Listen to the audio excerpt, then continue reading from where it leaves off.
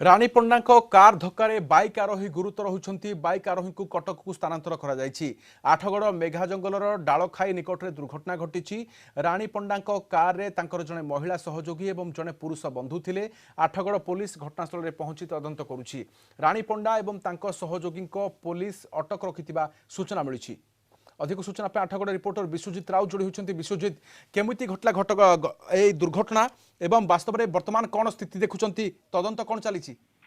देखो राधेश्याम जदि गोटे कथा कहवा जो रानी पंडा रही जो प्रख्यात अभिनेत्री रही जो जात्रा जगत जो प्रख्यात अभिनेत्री रही रानी पंडा से बर्तमान आज गोटे कार्यक्रम में योगदान करा 7 माइल रही 7 माइल एक जो स्वर्णमल रही स्वर्णमल एक जात्रा पार्टी से आज कार्यक्रम रही है लोक मैंने अपेक्षा करते फेरला बेले जो मानते जो 7 माइल की जाते 7 माइल जा जो मेघा जंगल रही डाल खाई ठाकुराणी रही से जगह एक बाइक सहित सीधा सड़क भाव में धक्का होता और धक्का जो बाइक आरोही अच्छा से अति गुरुतर भाव में बर्तमान कटक मेडिकल स्थानांतरित होती जो कहवा खबर पाइला आठगड़ जो पुलिस सांगे सांगे बर्तमान घटनास्थल में पहुंची घटनास्थल पहुंचला कटक पठा सहित जो रानी पंडा अच्छा कार द्रुत गति हाँ निश्चित भाव देखो गाड़ी जेहेतु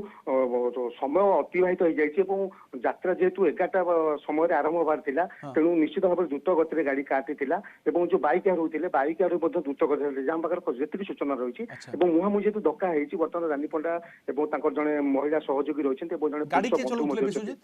जड़े जड़े जो पुरुष बंधु रही सी गाड़ी चलाऊे पुलिस बर्तमान अटक रखी जब आम कह बर्तमान मुझे रही आठगड़ थाना पाखे रही थाना जब कह थाना बर्तमान समस्त पाखे सुरक्षा व्यवस्था कराई आठगड़ थाना पक्ष समस्त बंदोबस्त बर्तमान जो रही आम आईआईसी जो रूम रही आईआईसी रूम मध्य बर्तमान रानी पंडा रही जड़े महिला बंधु रही जड़े पुरुष बंधु रही 3 जन बर्तमान पुलिस अटक रखी घटना बर्तमान तो शो बंद है निश्चित द्रुत गति महाविपत्ति एवं जमीती कि अनेक कथा कह जाए पहुंचा विलंब पहुंचा बेटर न पहुंचा अपेक्षा ये तो बर्तमान ताहा ही है। देखो राधेश्याम गोटे कथा मुझे जो रही जो 7 माइल जो कार्यक्रम हबार जो स्वर्णमल पड़ी जो यात्रा हबार से यात्रा जड़े लोक आसे खबर पाई जो माने जो यात्रा कमिटर मेंबर अच्छा सी आस खबर पाइला सी आठगड़ थाना पहुंचती सहित आम जी आलोचना करूँ सी बर्तमान सीधा गुरुतर सूचना पाई देखो बर्तमान से जीवन मरण सहित संघर्ष करहबनी बर्तमान किसी समय पर ही खबर जना पड़ो जी आम पाखे सूचना रही से बर्तमान जीवन मरण सहित संघर्ष कर। बहुत बहुत धन्यवाद सूचना विश्वजित राउत आम आठगड़ रिपोर्टर ए संपर्क में अधिक सूचना दूसरे।